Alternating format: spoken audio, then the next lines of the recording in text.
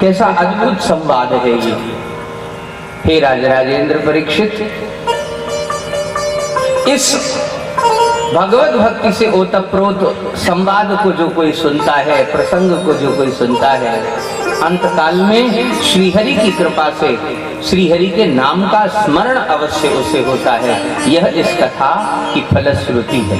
अब आइए कथा को गति देने के लिए एक गीत का गायन करते हैं और फिर इसके बाद आगे की कथा में प्रवेश करते हैं। श्री वृंदावन बिहारी लाल की जय हो। एक बार बढ़ा करके स्थिर कर दिया कीजिए, बार बार मत बढ़ाइएगा।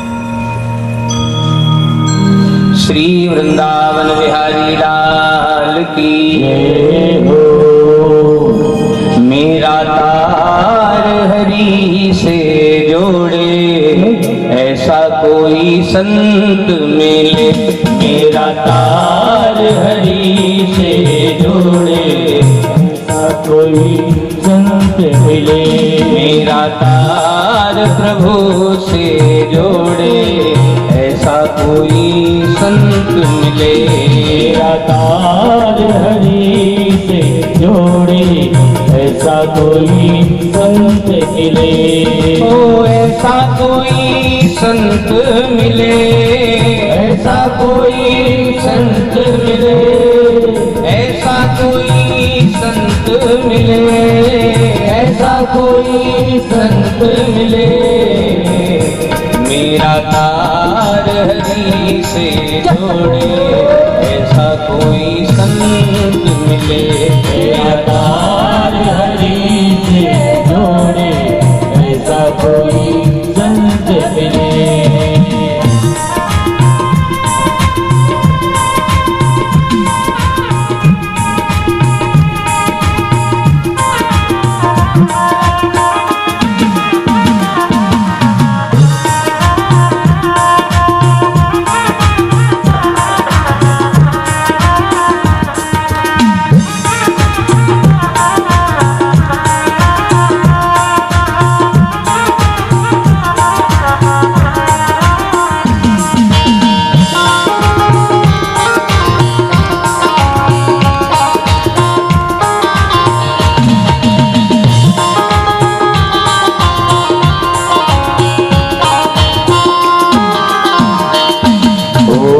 संत दरस के बड़े महात्म, संत दरस के बड़े महात्म।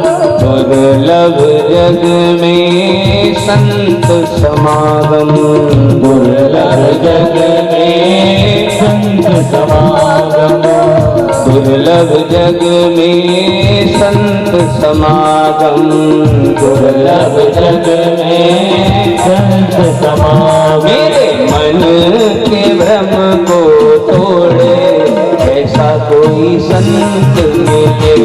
मेरा तार हरि से जोड़े, ऐसा कोई संत मिले। मेरा तार हरि से जोड़े, ऐसा कोई संत मिले। मेरा तार प्रभु से जोड़े, ऐसा कोई संत मिले।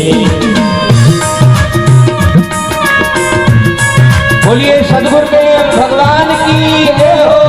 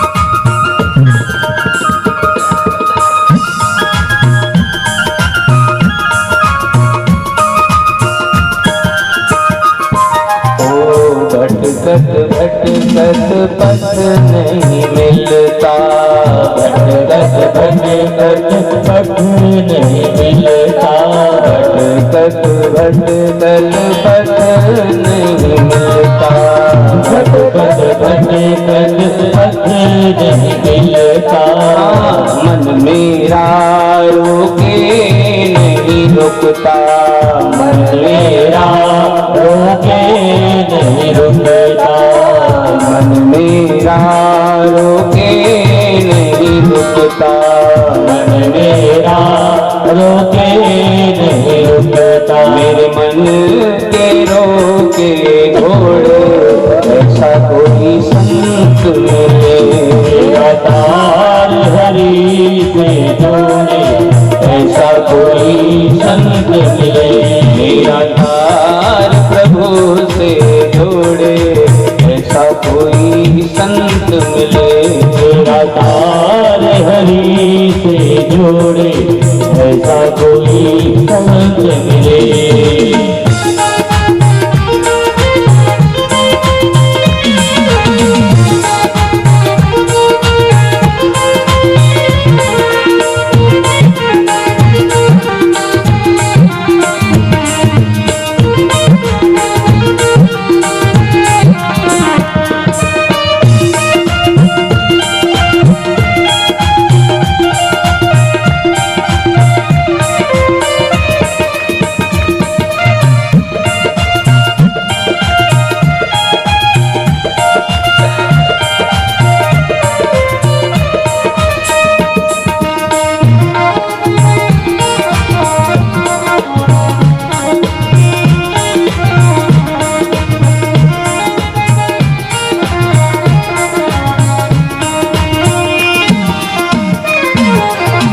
माया से जो दूर हटाए, माया से जो दूर हटाए।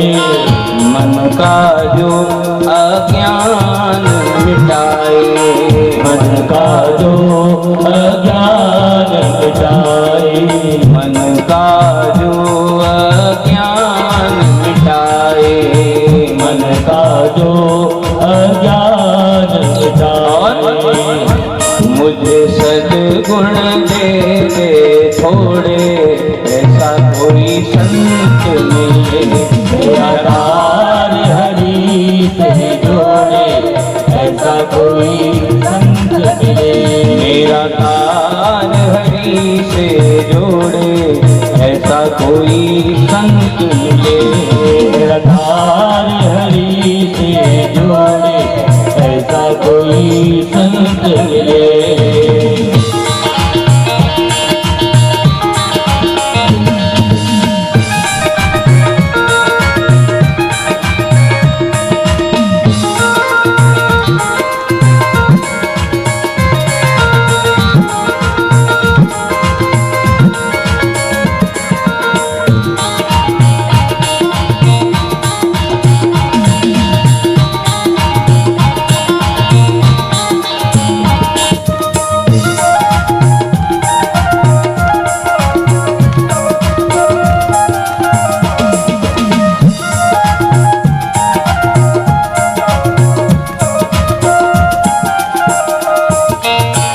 ऐसा कोई संत बता दे, ऐसा कोई संत बता दे।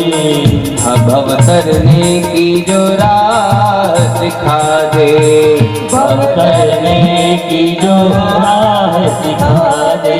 भव तरने की जो राह सिखा दे, भव करने की जो राह सिखा दे।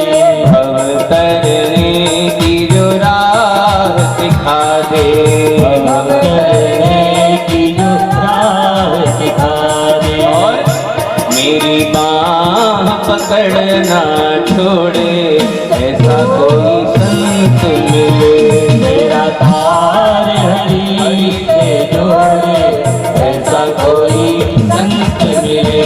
निराकार हरि से जोड़े ऐसा कोई संत मिले, निराकार हरि से जोड़े ऐसा कोई संत मिले। ऐसा कोई संत मिले, ऐसा कोई संत मिले, ऐसा कोई संत मिले, ऐसा कोई संत मिले। बोलिए सद्गुरुदेव भगवान की जय हो। तो श्री ध्रुव जी के मंगलमय चरित्र को प्रणाम किया, ध्रुव जी के वंश का विस्तार सुनाया। राजन, इन्हीं के कुल में आगे चल करके महाराज विष्ट हुए और महाराज विष्ट के यहाँ श्री भगवान ही अंश रूप में, अंग और सुनीता के रूप में प्रकट हुए। इन दोनों से एक विचित्र पुत्र जन्मा जिसका नाम था वेन। शरीर मनुष्यों का था, प्रवृत्ति दानवों की थी। एक दिन गंगा किनारे हवन पूजन करते हुए महात्माओं को देखकर उनके प्रति औपचार युक्त वाणी से बात करने लगा। परिणाम स्वरूप ऋषियों ने हुंकार भरी और हुंकार भरते ही वेन का शरीर समाप्त हो गया। ऋषियों को बड़ी चिंता हुई, भले दुष्ट था पर था तो हमारा राजा। उन ऋषियों ने इस वेन के शरीर का मंथन किया और मंथन करके दिव्य शक्ति का आवाहन किया। परिणाम स्वरूप साक्षात भगवान ही इस वेन के शरीर से युग्म रूप में प्रकट हुए, एक पुरुष अंश और एक स्त्री अंश। पुराणकार कहते हैं, एषः विष्णुर भगवतः कला भुवन पालिनी इमं च लक्ष्म्याः संभूति पुरुषस्यानुपायनी।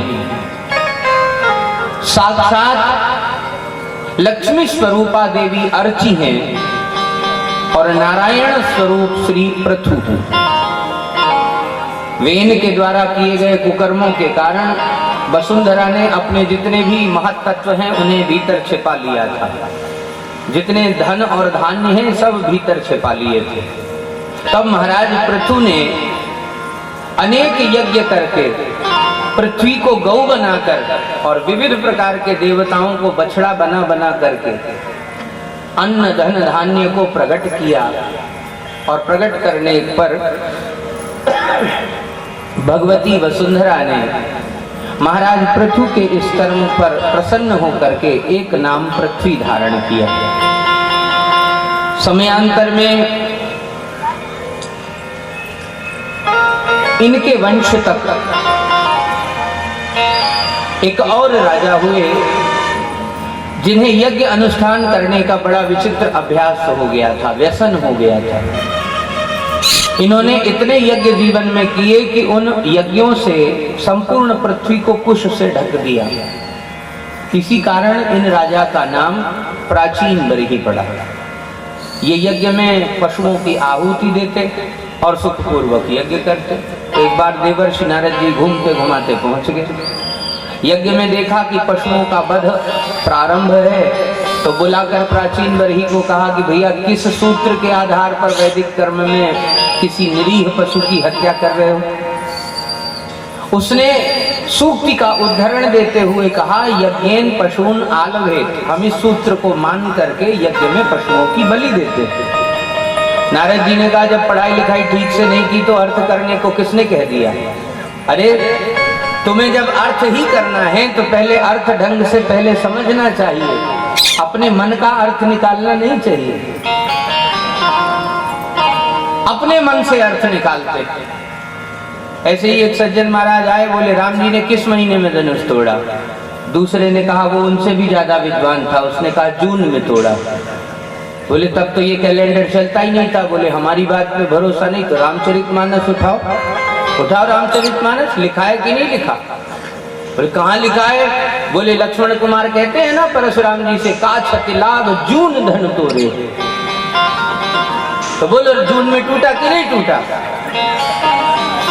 अच्छी गजब दादागिरी है भाई। दूसरे सज्जन कहते हैं महाराज हमारे नगर का नाम शहडोल तो नहीं लिखा कहीं पर रामचरितमानस में, सतना जरूर लिखा है। बोले कहाँ लिखा है? बोले जपहु जाहु शंकर सतनामा। हे शंकर जी आप सतना में चले जाइए। तो ऐसा मनमानी अर्थ करने वालों को सादर प्रणाम है। महाराज शास्त्र जो अर्थ करता है यदि उसे समझने का विवेक हम में नहीं तो अपनी बुद्धि लगा करके शास्त्र के अर्थ का अनर्थ मत कीजिए। नारद जी समझाते हैं प्राचीन बरही को, आलभेद का अर्थ होता है स्पर्श करना। शुक्ल यजुर्वेद में विवाह की पद्धति में एक सूत्र आता है, जब कन्या मंडप में प्रवेश करती है, वर पहले से ही बैठा रहता है, तो आचार्य कहते हैं सुनो, अब अपनी 3 उंगलियों से कन्या के हृदय का स्पर्श करो। करन्यास हृदयन्यास कराते हैं ना, तो हृदय का स्पर्श करते हैं। वहां का मंत्र है त्रयंगुल्येन कन्याश्च हृदयम पुरुषस्य अथवा वरस्य हृदयम आलभेत। वहां भी आलभेत शब्द आया है, तो इसका मतलब तो ये है कि कन्या के हृदय को 3 उंगलियों से काट डालो, बध कर डालो। आलभेत शब्द का अर्थ मार डालना नहीं होता। आलभेद शब्द का अर्थ है स्पर्श करना चाहिए। यज्ञ में हम आहुति जितनी प्रियता से प्रेम से अग्नि देवता को सौंप रहे हैं, हमें ध्यान देना चाहिए कि हमारे यज्ञ परिसर में कोई पशु भूखा तो नहीं है, कोई पशु बेचारा इधर उधर तो विचरण नहीं कर रहा। हम केवल यज्ञ नारायण को प्रसन्न ना करें, आसपास जितने विचर रहे पशु पक्षी हैं उनका भी स्पर्श अवश्य करें। स्पर्श करने का मतलब कि उन तक अपना पदार्थ पहुंचाएं, अपनी सेवा को वहां तक व्यवस्थित करें। इसका अर्थ है यज्ञेन पशून आलभेत। तो प्राचीन बरही अपना सिर पकड़ करके बैठ गए, महाराज जी अब क्या करें, हमने तो धोखे धोखे में बहुत सारे पशुओं को मार डाला। बोले अब जरा दृष्टि उठा के ऊपर भी देख लो, जिन पशुओं को तुमने मारा है वे बड़े बड़े दांत निकाल करके तुमको मारने की प्रतीक्षा कर रहे हैं कि कब तुम मरो और कब तुम ऊपर पहुंचो, तो तुम्हारे शरीर का चूर्ण चूर्ण करने की प्रतीक्षा कर रहे हैं। गिर करके नारद जी के चरण पकड़ लिए, महाराज मैंने भयावहता देख ली, मेरा उद्धार कीजिए। तब श्री नारद जी ने इस शरीर का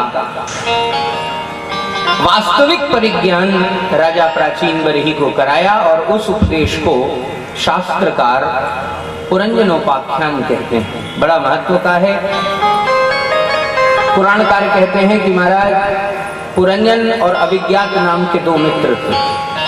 आसीत पुरंजनो नाम राजा राजन बृहत्सर्वा तस्या विज्ञात नामासीत सखा विज्ञात चेष्टिता।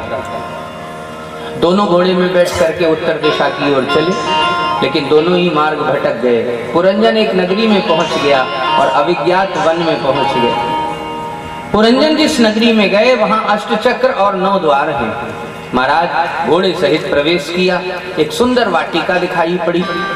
उस वाटिका में अपने घोड़े को बांधकर एक वृक्ष के नीचे जैसे ही बैठे थे कि परम सुंदरी राजकुमारी 5 फणों वाले सर्प के साथ में सुरक्षा सहित उस वाटिका में प्रवेश करती है। पुरंजन का मन इस युवती में आसक्त हो जाता है, प्रणय निवेदन करता है, विवाह होता है, बाल गोपाल हो जाते हैं, संतान वृद्धि हो जाती है, कुल वृद्धि हो जाती है। एक बार कई वर्षों के बाद राजा शिकार खेलने के लिए जाते हैं। एक अधेड़ उम्र की महिला जिसका नाम जरा है, वो मार्ग में मिलती है और हाथ जोड़ के प्रार्थना करती है, राजा आप हमें बड़े अच्छे लग रहे हो, विवाह कर लो हमसे। तो राजा कहते हैं आपसे विवाह नहीं कर सकते क्योंकि हमारा विवाह पूर्व में हो चुका है। क्रोध में भर करके वह महिला, वह जरा नाम की देवी राजा को श्राप देती है, अगर तुम हमसे विवाह नहीं करोगे तो महाराज हम अपने भाइयों के सहित तुम्हारे नगर का नाश कर देंगे, तुम्हारी प्रजा को मार डालेंगे, तुम्हारे पुत्रों का वध कर देंगे और तुम्हारी पत्नी जिससे तुम्हारा प्रेम है उसका भी अंत कर देंगे। राजा गौरवशाली थे, उन्होंने कहा तुम्हें जो करना है कर लेना, परंतु हम विवाह नहीं करेंगे। लौटकर नगर आए। कुछ ही दिनों के बाद महाराज उस जरा नाम की युवती ने आक्रमण किया और आक्रमण करके चंडवेग आदि भाइयों का साथ लेकर के सारे नगर को तोड़ डाला, पुत्रों को मार डाला, पत्नी पुरंजनी का अंत कर दिया और महाराज सबसे अंत में उस राजा पुरंजन का भी वध कर दिया। राजा के मृत्यु के समय में बुद्धि में सिर्फ एक बात है कि एक बार और अपनी पत्नी पुरंजनी को देख लेता। अंते मति ही सा गति ही। हम जिसका चिंतन करते हुए मरेंगे महाराज हमें अगला शरीर वैसा ही मिलेगा। आप लोग आनंद ले सकते हैं। इधर जो बैठे हैं वो पूर्व जन्म के सब पुरुष हैं और इधर जो बैठे हैं ये सब पूर्व जन्म की सब स्त्रियां हैं। क्यों? क्योंकि अंते मति ही सागति ही। विभाग हमारा, हमारी प्रियता, हमारा प्रेम, हमारा स्नेह, हमारा मोह जिस पर जुड़ा हुआ है, हमारी गति भी वैसी ही होगी। हम जिसका चिंतन करते हुए मृत्यु को प्राप्त होंगे हमें वही देह मिलेगी। कुत्ते बिल्लियों से प्रेम करेंगे तो महाराज वैसी ही योनि प्राप्त होगी और भगवान से प्रेम करेंगे तो जीवन मुक्त होकर के भगवत धाम को जाएंगे। पुरंजन ने भी अंतिम समय में पुरंजनी का स्मरण किया, प्राण छोड़े और अगला जन्म उसे एक नारी के रूप में प्राप्त हुआ। विदर्भराज महाराज के घर में वैदर्भी बन करके प्रगटी, कौशिकीय शाखा के ब्राह्मण के साथ विवाह हुआ और महाराज निष्ठा पूर्वक वह अपने पति के साथ वन में रहने लगी।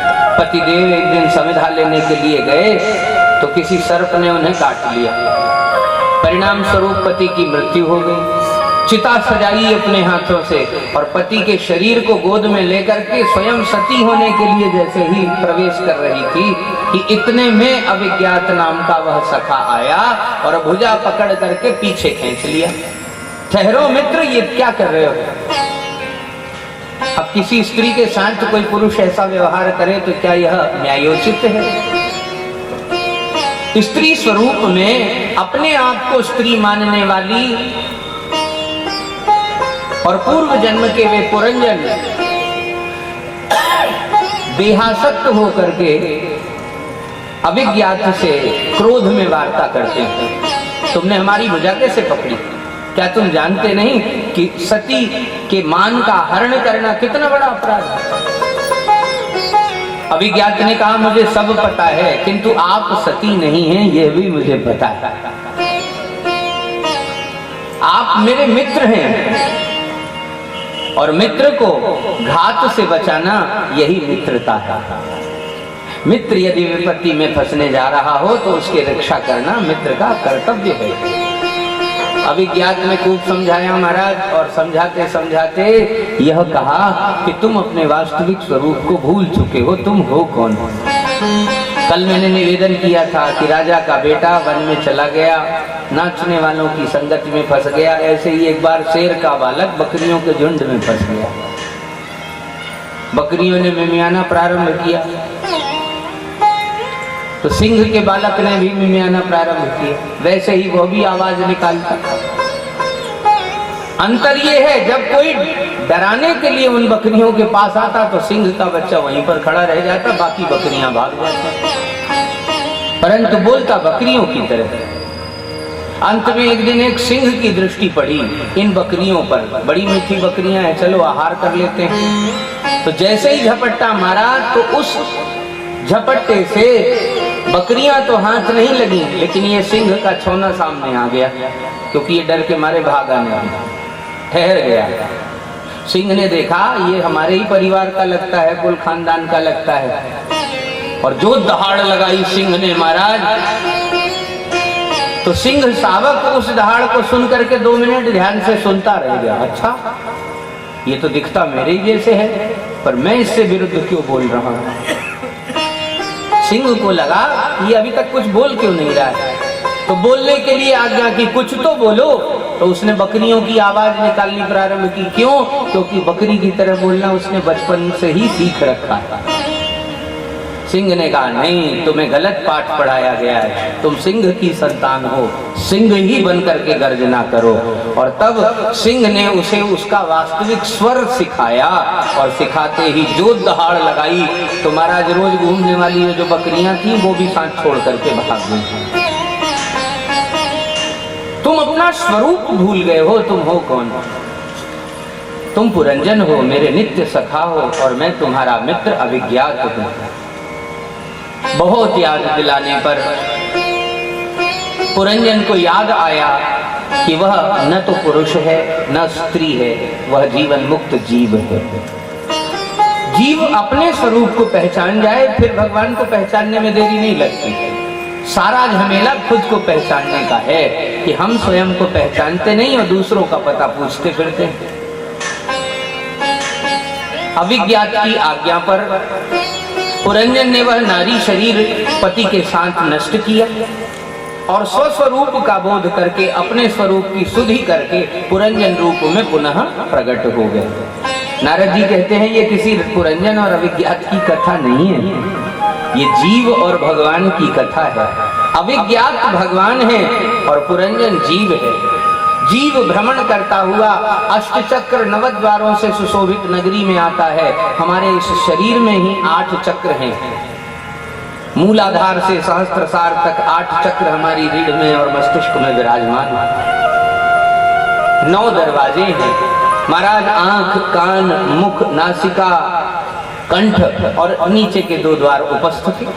9 द्वारों से सुशोभित ये नगरी है जहां जीवात्मा आकर के निवास करती है।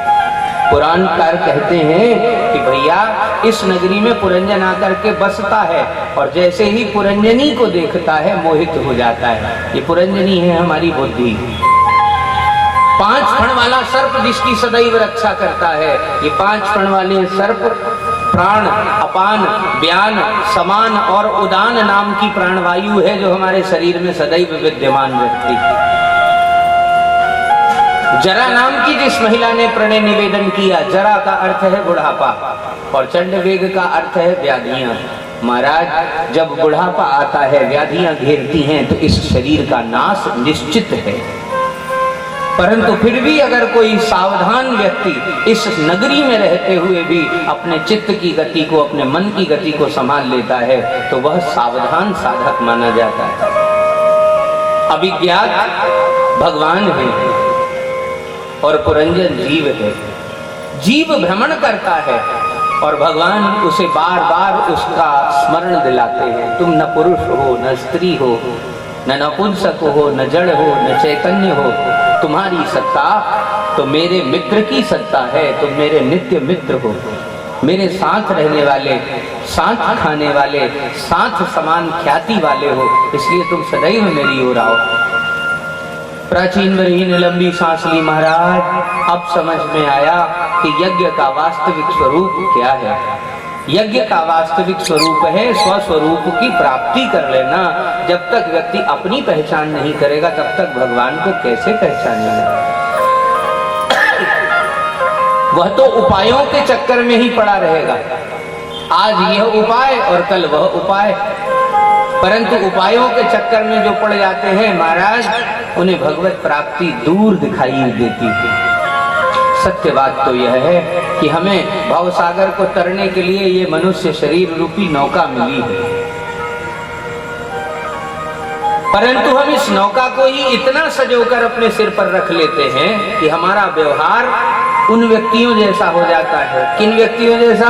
एक बार कुछ लोग तीर्थ यात्रा के लिए जा रहे थे, जंगल में फंस गए, नदी आ गई तो सोचने लगे क्या करें, कहाँ जाएं, पार होने का कोई माध्यम नहीं।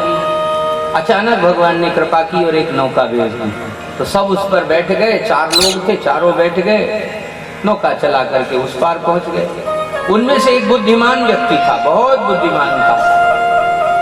महाराज वो बुद्धिमान व्यक्ति कहता है कि इस नौका को उठा के अपने सिर में रख लो, आगे नदियां मिलेंगी तो फिर हम कैसे पार करेंगे।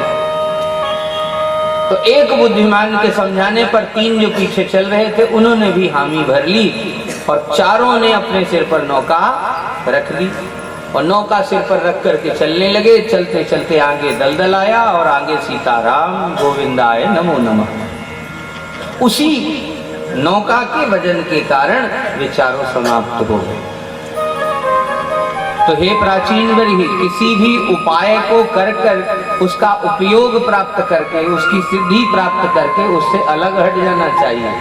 उसे अपने सिर पर चढ़ाकर नहीं रखे रहना चाहिए, क्योंकि ये साधन है। इसी प्रकार यह मनुष्य का शरीर भी आपको मिला है, वह साधन रूप है। साधन धाम मोक्ष कर द्वारा, साधन धाम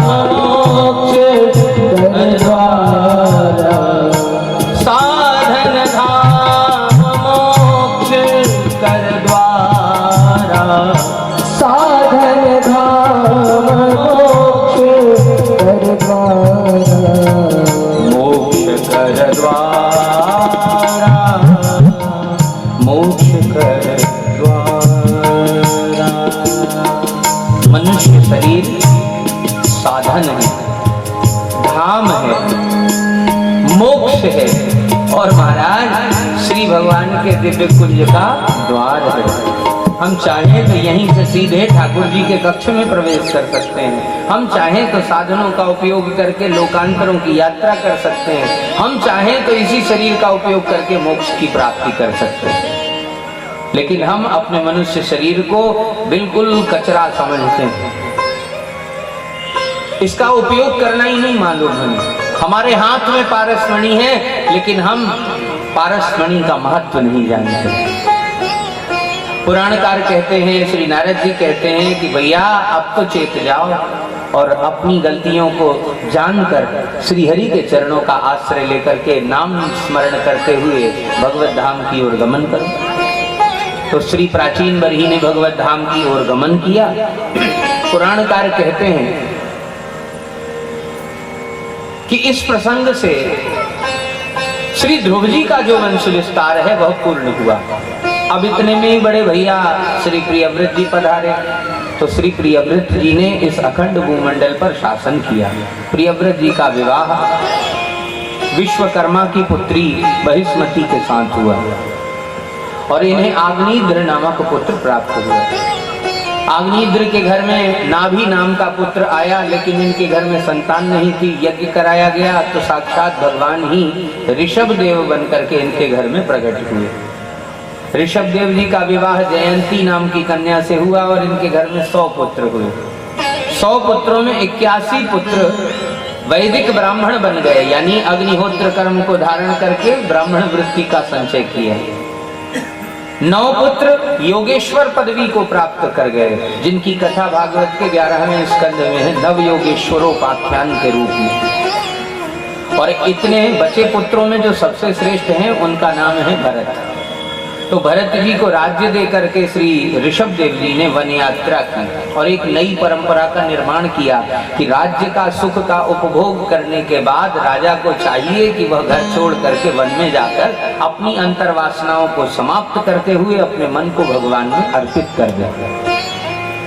घूमते घूमते एक बार ऋषभ देव जी यहीं आर्यावर्त क्षेत्र में आए और यहीं अपने 81 पुत्रों को यज्ञ हवन में कठिन साधनाएं करते देख करके उनका मन प्रसन्न हो गया। आहा, तुमने पुत्र होना सार्थक कर दिया, तुम वास्तविक पुत्र हो।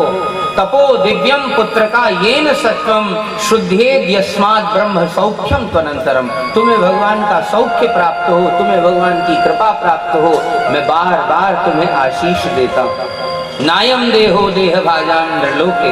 जो लोग मनुष्य शरीर को पा करके इसका उपयोग विषयों में करते हैं वे लोग हतभागी हैं। कष्टान कामान नरहतेन विंगुजाम्ये। और जो लोग इस मनुष्य शरीर में कष्ट सहते हुए धर्म का पोषण करते हैं वे ही लोग मोक्ष की प्राप्ति करते हैं। श्री ऋषभ देव जी पुत्रों को आशीर्वाद दे करके बांस के वनों में चले गए। अकस्मात अग्नि प्रकट हुई और उसी अग्नि में श्री ऋषभ देव जी का शरीर पूर्ण हो गया। पुराणकार कहते हैं कि नित्यानुभूत निज लाभ निवृत्ति तृष्णा श्रेयंस तदंग रचनया चिर सुप्त बुद्धेः लोकस्य यह करुणयामयम् आत्मलोके आख्यान नमो भगवते ऋषभाय तुभ्यम। हे ऋषभ देव जी, हम आपके इस नित्य नवीन मार्ग को प्रणाम करते हैं। इनके बाद भरत जी को शासन मिला तो भरत जी ने भी अखंड भूमंडल पर शासन किया और शासन करने के बाद अपने ज्येष्ठ पुत्र सुमति को राज्य दे करके वन में प्रस्थान किया। इनकी भी कथा बड़ी विचित्र है। महाराज घर छोड़ करके वन में गए कि भजन करेंगे, लेकिन वहां एक दिन जब सूर्य को अर्घ दे रहे थे तो देखा कि एक सिंह किसी गर्भवती हरिणी का शिकार करने के लिए दौड़ रहा है। सिंह से बचने के लिए उस हिरण ने छलांग लगाई तो गर्भस्खलित होकर के गंडकी नदी में गिर गया। सिंह ने उस हिरण का आहार बना लिया और बहता बहता वह मृग शावक सीधे महाराज के चरणों से टकराया। महाराज को दया आ गई, नन्हा सा मृग शावक है, छोना है, इसकी रक्षा मुझे करनी चाहिए। तो हुंकार भर करके सिंह को भगा दिया और महाराज छोना लेकर के कुटिया में आ गए। जो ध्यान पूजा में, पाठ में, जप में, हवन में, कीर्तन में लगना चाहिए, वह मन अब सीधा सीधा उस मृग शावक में लग गया। आए थे हरिभजन को और ओंटन लगे कपास। मृग के छोने को खिलाते खिलाते अंतिम श्वास आ गई और इस अंतिम श्वास में भी महाराज भरत, चक्रवर्ती भरत के चित्त में, मति में वह छोना ही बैठा हुआ है। तो अंते मति ही सा गति ही, जैसा चिंतन वैसी गति। महाराज भरत को भी मृग योनि में जन्म लेना पड़ा और मृग योनि में जब जन्म हो गया, देखा कि यह शरीर तो मृग का प्राप्त हुआ है। राम राम हमारा डिमोशन हो गया, प्रमोशन की जगह में डिमोशन हो गया। अब क्या करें? भजन कभी व्यर्थ नहीं जाता। आप इस शरीर से जितना भजन करेंगे, अग्रिम देह में आपका वह भजन सदैव आपकी सहायता करेगा। महाराज भरत को पूर्व जन्म की स्मृति है, भजन का प्रभाव है। तो महाराज भरत निष्ठा पूर्वक संकल्प करते हैं कि अब इस मृग शरीर में मैं कोई चूक नहीं करूंगा, एकादशी का व्रत करूंगा और गंगा जी के जल का पान करूंगा। तो गंगा जी के जल का पान करते हुए, एकादशी व्रत करते हुए श्री गंगा जी की धार में ही उन्होंने अपने शरीर को प्रवाहित किया और महाराज इस पुण्य बल से उन्हें अगला जन्म पुनः मानव योनि में प्राप्त हुआ, एक ब्राह्मण परिवार में प्राप्त हुआ।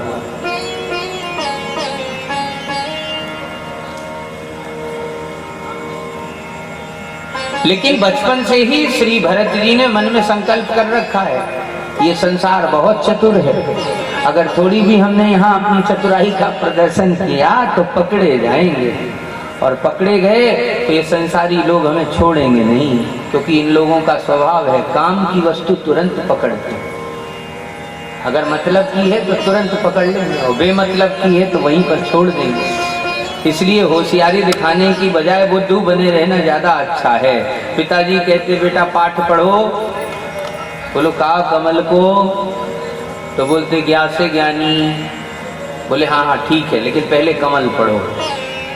हारे पिता पढ़ाई पढ़ाई, पिताजी पढ़ा पढ़ा करके हार गए, लेकिन इन्होंने कुछ भी नहीं पढ़ा। क्यों?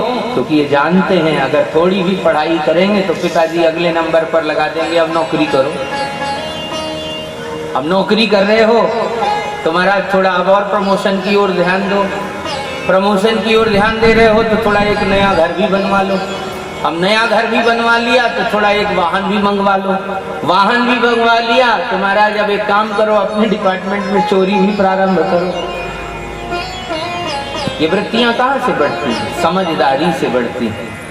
तो ये समझदारी हमें चाहिए ही नहीं, हम तो जैसे हैं वैसे ही बने रहें। भरत जी ने संकल्प ले लिया कि भैया इस जन्म में तो हमें मुंह ही नहीं खोलना है, कोई चाहे जो कहता रहे कहे, परंतु हम अपना भेद किसी से खोलेंगे नहीं। एक बार भद्रकाली के उपासक एक डाकू ने माँ भद्रकाली के सामने प्रतिज्ञा की, माँ यदि मेरे घर में संतान हो जाएगी तो आपके सामने मैं नर बलि दूंगा। दैव योग से उसके घर में संतान हो गई। तो अपने सैनिकों को भेजा, जाओ देखो जो हट्टा कट्टा व्यक्ति दिखाई पड़े उसे, पूर्ण व्यक्ति को देखना, अंगूठा अंगूठा टूटा फूटा ना हो, हाथ पैर में चोट ना हो, पूर्ण व्यक्ति को पकड़ कर लाओ। डाकू के सैनिक गए, देखा महाराज हट्टे कट्टे भरत जी बैठे हुए थे। हाँ जी, इनके जड़ व्यवहार के कारण लोग इन्हें जड़ भरत भी कहने लगे। तो भरत जी को उठाया और उठा करके साथ में ले गए, खूब बढ़िया वस्त्र पहनाए, माला पहनाई, भोजन कराया। भरत जी बड़े प्रसन्न हैं, कई दिनों से भोजन नहीं मिला था, खूब छक्कर भोजन किया और अंत में वधशाला में ले जाकर उल्टा लिटा दिया। डाकुओं का सरदार आया, भद्रकाली की पूजा की, खड़ग उठाया और खड़ग उठा करके महाराज प्रहार करने के लिए आगे बढ़ने लगा। तो भरत जी ने भद्रकाली जी की स्तुति प्रारंभ की, देवी भगवती निरीह पशुओं के रक्त का पान करके क्या तुम्हारी जिह्वा इतनी आतुर हो गई कि अब तुम सामान्य मनुष्य के भी रक्त का पान करोगी? यदि मेरा हृदय निश्चल है और मैंने किसी भी प्रकार से कभी कोई पाप अकर्म न किए हों तो देवी मेरी रक्षा करो। महाराज ये स्वर सुनते ही मूर्ति का विस्फाटन करके, मूर्ति को फाड़ करके भगवती पराम्बा जगदम्बा प्रकट हो गई और जितने दस्यु सामने थे सबका सिरोच्छेद कर दिया, सिर काट करके महाराज सबका समापन कर दिया। पुराणकार कहते हैं कि देवी ने स्वयं भक्त का बंधन खोला और भक्त को प्रणाम किया और प्रणाम करके यह बात कही कि जड़ भरत जी, देवी कभी किसी से कुछ नहीं मांगती है, मांगने वाले तो जो आस पास हैं वो हुआ करते हैं। सिद्धांत का खंडन किया। इसीलिए वैष्णव तंत्र में भगवती भद्रकाली का बड़ा मान्य है, बहुत मनोती है, क्योंकि मां भद्रकाली उपासनात्मक बीज में तंत्रात्मिका शक्ति है, परंतु उनकी क्रियान्वय शक्ति वैष्णव शक्ति मानी जाती है। वे वैष्णवों की परम रक्षिका हैं, वो माता हैं, सब वैष्णवों की रक्षा करने वाली हैं। तो श्री जड़ भरत जी तुरंत अपना बंधन खोलते हैं, माला तोड़ करके फेंकते हैं, विचार करते हैं कि ये गड़बड़ मेरे साथ क्यों हुई। जब व्यक्ति सफल होता है, भगवान की दर्शन होना, देवी देवताओं के दर्शन होना, ये सफल होना ही तो है। जब व्यक्ति सफल होता है तो अपने अभिमान की ओर झांक कर देखता है, मैंने ऐसा कौन सा काम किया जिसके कारण मुझे ये फल मिला। लेकिन जो भक्त लोग होते हैं वे महाराज अपनी सफलता में अपना आत्मचिंतन करते हैं कि महाराज हमसे ऐसी कौन सी गलती हो गई कि हमारे सामने देवताओं को प्रकट होना पड़ा। जड़ भरत जी ने देखा कि ये सुंदर बाधक हैं, उतार कर फेंक दिए। मार्ग में पड़ी हुई धूल से स्नान कर लिया, पूरे बालों में धूल लगा ली, मुख में धूल पोत ली, कोयला पोत लिया, शरीर में पूरे में धूल से स्नान किया, जनेऊ को रगड़ रगड़ के मलिन कर लिया, कोई पहचान ना सके और भूत बन करके बैठ गए महाराज रास्ते पर। उसी रास्ते से सिंधु सौवीर देश का राजा रहुगण जा रहा था। तो राजा रहुगण ने की पालकी में एक कहार कम हो गया, भारवाहक कम हो गया। तो भारवाहकों ने सोचा ये मलिन व्यक्ति बैठा है, इसे ही लगा लो, हट्टा कट्टा तो दिख रहा है। महाराज जड़ भरत जी को भारवाहकों के एक स्थान पर रख दिया गया। अब जड़ भरत जी पालकी उठा रहे हैं, चरणों के नीचे चींटियां दिखाई पड़ी। तो जड़ भरत जी चींटियों के प्राण बचाने के लिए उछलते हैं और पालकी का एक भी भारवाहक यदि उछलेगा तो पूरी पालकी का संतुलन बिगड़ जाएगा। तो पालकी का संतुलन बिगड़ा, राजा का मुकुट धड़ाम से दीवार पर लगा। तो राजा क्रोध में भर करके कहने लगा, इतने मोटे ताजे होके ठीक से चलना नहीं आता तुम्हें? लगता है उतर के तुम्हें दंड देना पड़ेगा, और अगर तुम राजा का भार नहीं उठा सकते तब तो तुम जीते जी मृत के समान हो।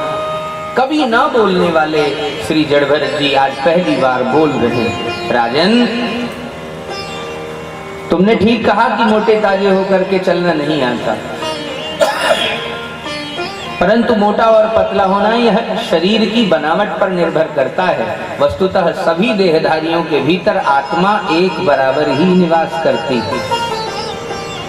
तुमने कहा उतर करके दंड देना पड़ेगा, शिक्षा देनी पड़ेगी, तो मैं तुम्हारे दंड का अधिकारी नहीं हूं, क्योंकि मैं जड़ हूं।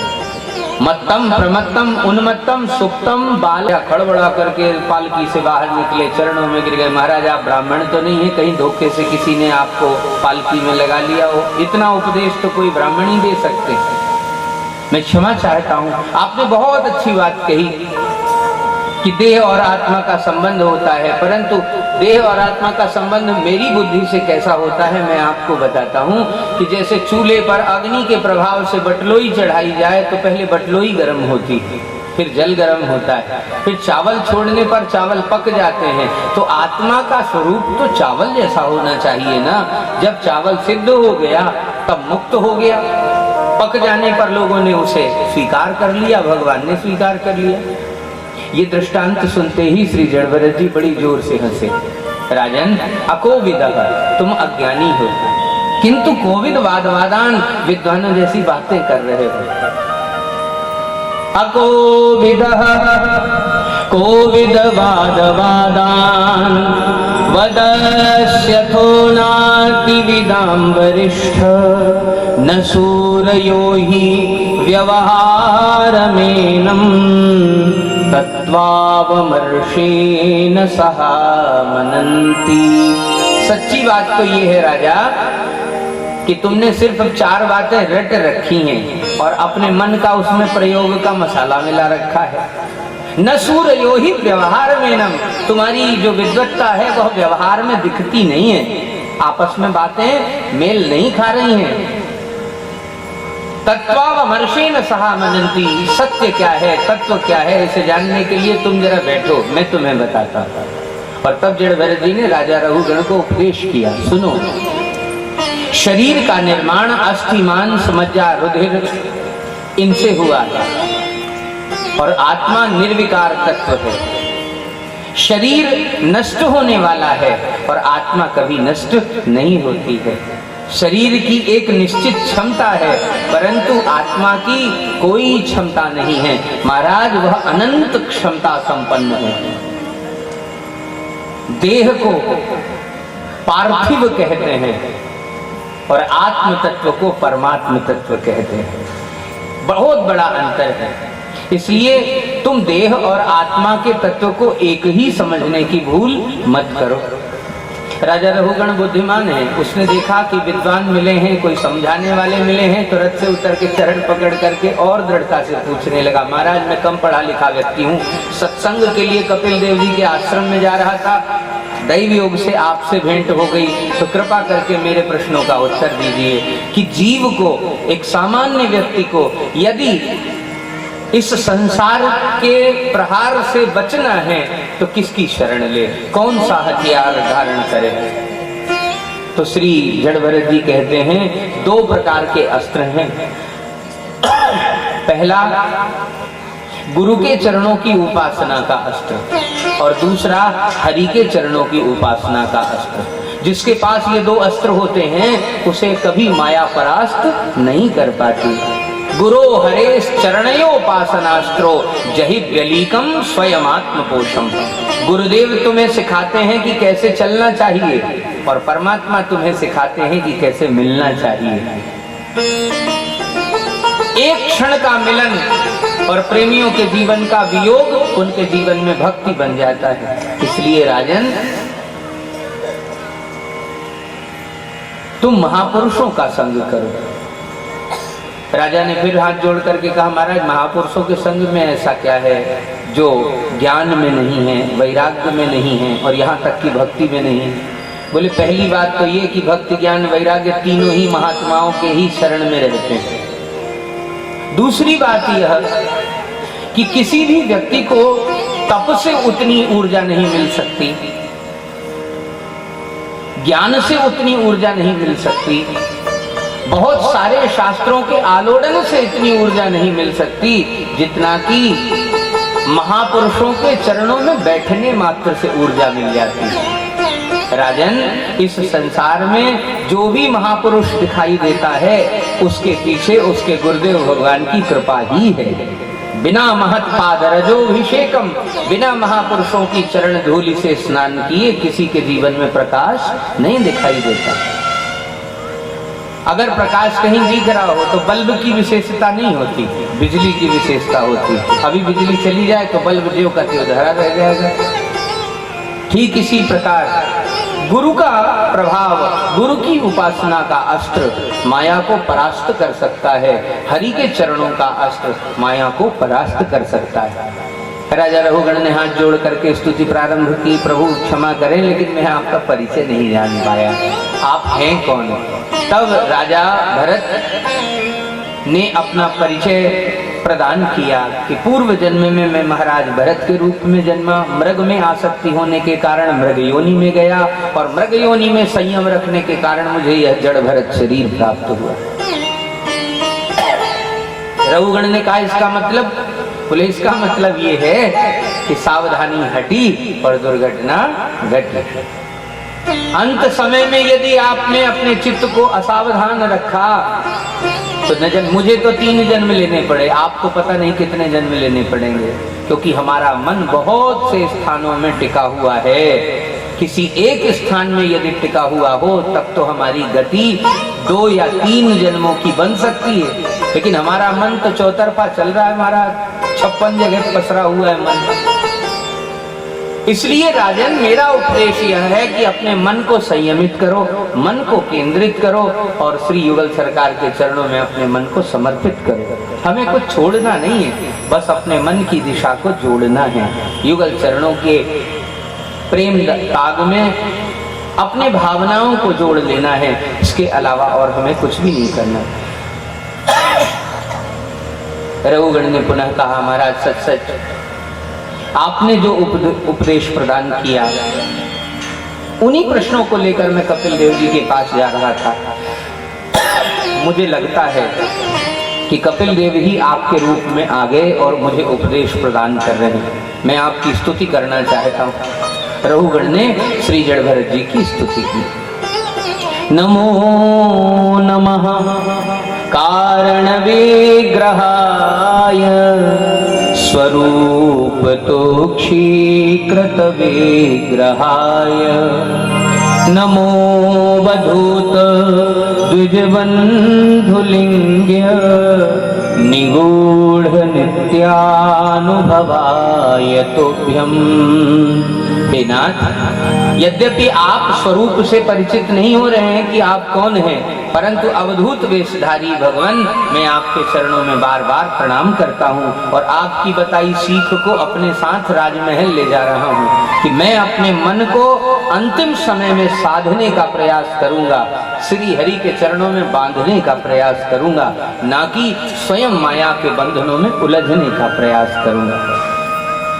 पुराणकार ये प्रसंग सुना करके पुनः गति और मति की कथा स्पष्ट करते हैं कि अगर राजा भरत जैसे महापुरुष 3 जन्मों को ग्रहण कर सकते हैं तो भैया हम भी अपनी मति को जरा टटोलना प्रारंभ करें, जांचना प्रारंभ करें कि हमारी मति कहाँ कहाँ ठहरी हुई है। जो मन लागे राम चरण अस, विनय पत्रिका में तुलसीदास जी कहते हैं, अगर हमारा मन राम जी के चरणों में ऐसा लगे, कैसा? देह गेह सुत बित कलत्र महु मगन होत बिनु जतन किए जस। देह में, गेह में, पुत्र में, परिवार में, पत्नी में जैसे लगाना नहीं पड़ता मन को, अपने आप लग जाता है, ऐसा हमारा मन यदि भगवान में लग जाए तो हमारा परम कल्याण हो। आइए कथा की धारा को और तेज करते हैं, क्योंकि प्रहलाद जी की कथा तक पहुंचना है। एक श्री युगल सरकार के चरणों में गीत प्रस्तुत करते हैं और फिर आगे की कथा में प्रस्थान करते हैं। श्री वृंदावन बिहारी लाल की, श्रीमद्भागवत महापुराण की, सद्गुरुदेव भगवान की हो। छीन लिया मेरा भोला समन, राधा रमण प्यारो राधा रमण। छीन लिया मेरा भोला समन, राधा रमण प्यारो राधा रमण। जय जय राधा रमण प्यारो राधा रमण, राधा रमण प्यारो राधा रमण, राधा रमण प्यारो राधा रमण, राधा रमण प्यारो राधा रमण। छीन लिया मेरा भोला समन, राधा रमण प्यारो राधा रमण। छीन लिया मेरा भोला समन, राधा रमण प्यारो राधा रमण। गोकुल का ग्वाला वो ब्रज का बसैया, गोकुल का ग्वाला वो ब्रज का बसैया, गोकुल का ग्वाला वो ब्रज का बसैया, गोकुल का ग्वाला वो ब्रज का बसैया। सखियों का मोहन और माँ का कन्हैया, सखियों का मोहन और माता कन्हैया। भक्तों का जीवन और निर्धन का धन, राधा रमण प्यारो राधा रमण। छीन लिया मेरा भोला समन, राधा रमण प्यारो राधा रमण। जय जय राधा रमण प्यारो राधा रमण। राधा रमण प्यारो राधा रमण। श्री राधा रमण प्यारो राधा रमण। राधा रमण प्यारो राधा रमण। छीन लिया मेरा भोला समन, राधा रमण प्यारो राधा रमण। छीन लिया मेरा भोला समन, राधा रमण प्यारो राधा रमण।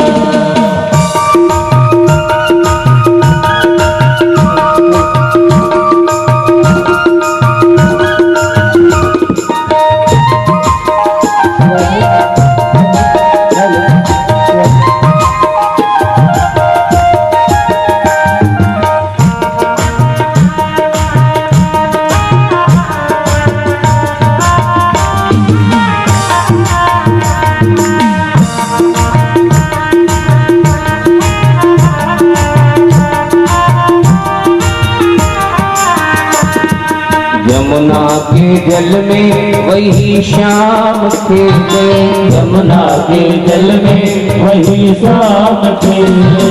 यमुना के जल में वही श्याम खेले। यमुना के जल में वही श्याम खेले।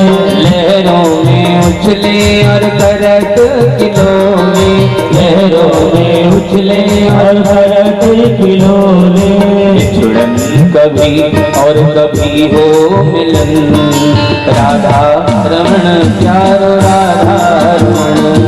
छीन लिया मेरा भोला समन, राधा रमण प्यारो राधा रमण। जय जय राधा रमण प्यारो राधा रमण। राधा रमण प्यारो राधा रमण। श्री राधा रमण प्यारो राधा रमण। राधा रमण प्यारो राधा रमण। छीन लिया मेरा भोला समन, राधा रमण प्यारो राधा रमण। छीन लिया मेरा भोला समन, राधा रमण प्यारो राधा रमण।